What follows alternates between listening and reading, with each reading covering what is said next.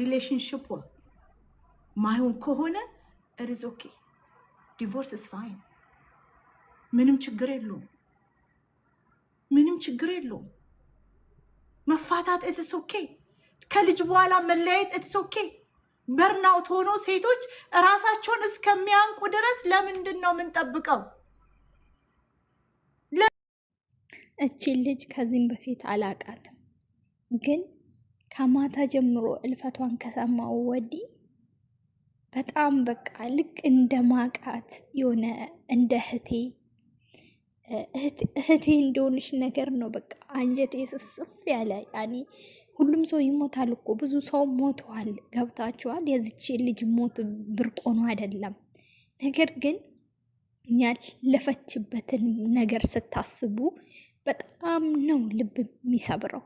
ልክ አሁን ላይ አለፈልኝ በቃ የተሻለ ህይወት መኖር ጀመርኩኝ ስትል እንደዚህ መቀጠፏ፣ እንደዚህ ባጭር መቅሯታ እኔ በቃ በጣም ነው ልቤን የሰበረኝ። ተቀበረች። ያኔ እንደዛ ስታንቋሿት መቆም መቀመጫ ስታሳጧት የነበሩ ሰዎች እንኳን ደስ አላችሁ። በኮመንት እየገባችሁ በተፈጥሮ የምትሰድቧት በተለይ ሴት ሆናችሁ ማለት ነው። ሴት ሆናችሁ ሴት ልጅ ሶሻል ሚዲያ ላይ የምታሸማቅቁ ሰዎች እስቲ ድብን በይ። ለምን ቆየሽ? ትላንትና በቃ ቻው ብላ ተሰናብታ በሰራችበት ቪዲዮ ላይ ምን ትሰሪያለሽ? እስካሁን ማንን እየጠበቅሽ ነው? ተገላገልንሽ ምናምን ብላችሁ የጻፋችሁ ሰዎች ማለት ነው። አሁን ላይ የእሷ መሞት እውነት ሲሆን በቃ ምንድን ነው ደስ አላችሁ ነው ወይ? እናንተ ምስጥ ሆናችሁ ልትበሏት ነበረ? ብሏት እንግዲህ ሄዳችሁ ምስጥ ሆናችሁ ማለት ነው። እና እኔ ወላሂ ከትላንት ጀምሮ በቃ ልክ አይዶን ነው። እኔ በጣም ነው የተሰማኝ፣ በጣም ነው ያዘንኩኝ። ማለት አንደኛ ነገር በሶሻል ሚዲያ ኮመንት የተነሳ ነው ህይወቷን ለዚህ ዳረገችው ሲባልም ይሄ ነገር በፍጹም ሊሆን አይችልም። እንዴት ማለት ምን የመሰለ ቆንጆዬ ባል አላት። እዚህ ጋር ሶሻል ሚዲያ ምንም ሰው ቢተቻት አንቺ ቆንጆ አይደለሽም፣ አንቺ እንደዚህ ነሽ፣ ፈጣሪ እኛ ፈልገን እና ወደን እንደዚህ አድርገን እንዲያድርገ ፍጠረን ባላል ነው። እናንተ እኛ የፈጣሪ ነን አይደለም? እሱ እንደፈለገ አድርጎ ነው የፈጠረን። ሸክላ እንዴት ነው ሸክላ ሰሪ ሸክላ አፈሩን እንደፈለገ ሲፈልግ ጀበና አድርጎ ይሰራል፣ ሲፈልግ ሙቀጫ አድርጎ ይሰራል። እንደፈለገ እንደሚሰራ ሁሉ አላህ ሱብሃነሁ ወተዓላም ሲፈልግ ቀይ አድርጎ ፈጠረን፣ ሲፈልግ እንደፈለገ ረዥም፣ አጭር፣ ጥቁር፣ ቀይ የፈለገውን አይነት የሰው ልጅ በቃ እንደፈለገ አድርጎ ፈጠረን እኛ የሱ ፍጥር ስለሆነን። እና ታዲያ አንድ ሰው ነው መጥቶ አንቺ ለምን እንደዚህ ሆንሽ፣ ለምን አፍሽ ሰፋ፣ ለምን ወፈርሽ፣ ለምን እንትን ቢለኝ እኔ በራሴ የሰራሁት ነገር አይደለም። ገባችሁ? እኔ ግን በኮመንት የተነሳ ነው ለዚህ ነገር የዳረጋችኋት የምትሉ ሰዎች እኔ ይሄን አምኜ አልቀበልም። ማለት ብዙ ኢንተርቪ ላይ እኔ ከጆሲ ጋር ከተለያዩ በቃ የመጨረሻ የህይወት ፍጻሜ ነው ብላች ልጅ ተናግራለች። ገባችሁ? ትላንት ደግሞ ኢንተርቪ ገመድ ከኋላው አንጠልጥላ ስትናገር የሱን ስም አልጠራችም እንዴ? በቃ ቪዲዮ ሲሰሩ እኮ በቃ እንዴት በስስት እንደምታየው በቃ ይሄ አለ አይደል? ቆንጆ ወንድ ሲጀምር ለትዳር አይሆንም ለአዳር እንጂ ነው የሚባለው። እና በቃ ምን ብዬ ልንገራችሁ? በቃ እንዴት ነው ልጅ እናቷን በስስት ይወድቅብኛል፣ ገና ድክ የሚል ይወድቅብኛል፣ ከሆነ ነገር ይጋጭብኛል እንደሚል እንዴት በስስት እንደምታየው እሷም እንደዛ ነበር ስታየው የነበረው። እና በኮመንታቶሮች ተነስታ እሷ በህይወቷ ላይ ይሄን ነገር እንደው በህይወቷ ላይ ይሄን ነገር አትፈጽምም። እንዴት እዚህ ጋር የምትወዱት ሰው ካለ እናንተ እዚህ ጋር ዓለም ተንጫጫ፣ ዓለም ምን አለ ባሌ ከወደደኝ ሌላ ሰው መጥፎ ነሽ፣ ጥሩ አይደለሽም፣ አመል የለሽም፣ ቆንጆ አይደለሽም፣ አጭር ነሽ፣ ጉቶ ነሽ፣ ምንድነሽ፣ አታምሪም ቢለኝ ባሌ ለኔ ንግስት ነሽ፣ ቆንጆ ነሽ ካለኝ ለምን ብዬ ነው እኔ የሰውን ነገር የምሰማው? ይሄ በኮመንታተሮች ተናዳ ነው ራሷን ምስዋት ያደረገችው ራሷን የሰቀለችው የምትሉት ነገር ነው።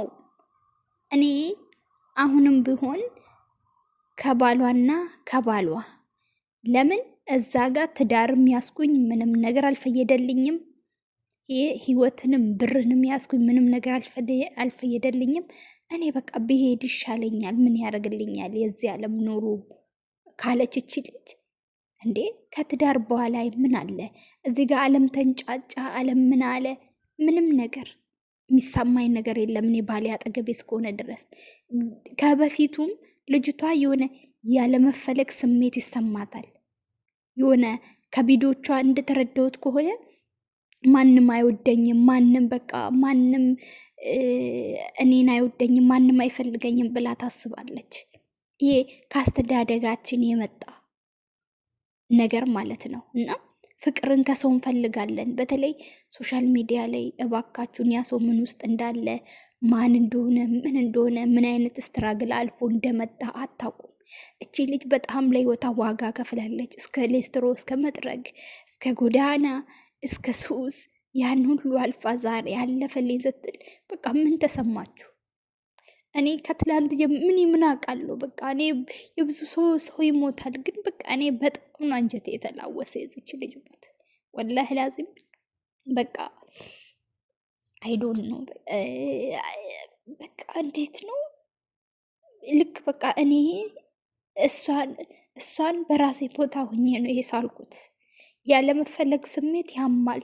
ግን እዚህ ጋር ደግሞ ባል ካላት አለምፈለገሽ አልፈለገሽ ባሌ ብቻ ይፈልገኝ።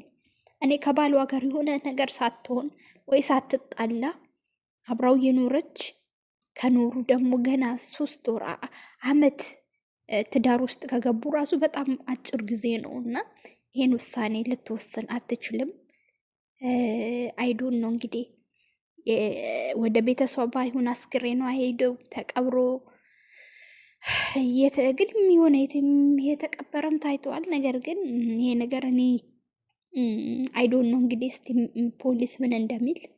ግን ጥርጣሬ እኔ ከባሏ ላይ ጥርጣሬ ያለኝ ሆነ በቃ ሜቢ የሆነ ሰው ይጋጫል ተጋጭቶም ከሆነ ከዚህም በፊትም ደግሞ በቃ እኔ አንተን ካጣው እያለች ብዙ ኢንተርቪው ላይ ስለምትናገር ታዲያ እሱን አግኝታ ለምን ይሄን ውሳኔ ልትወስን ትችላለች? ምንስ ቢያናድዳት ነው? ምንስ ቢያበሳጫት ነው?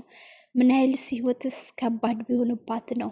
እና ይሄን ታሳቢነት ውስጥ እያስገባችሁ ማለት ነው። እና ብቻ እኔ በጣም ነው ልቤን የሰበረችኝ። ምን አለ ብትነሳ ሁሉ ብዬ እንደው ፈጣሪ ነፍሷን መልሶ ብትነሳ እንደው ነው ያልኩኝ። እውነት ምን ያደርጋል ግን ያው ከሞተች በኋላ ሚሊዮን ቢወዳት ምን ዋጋ አለው?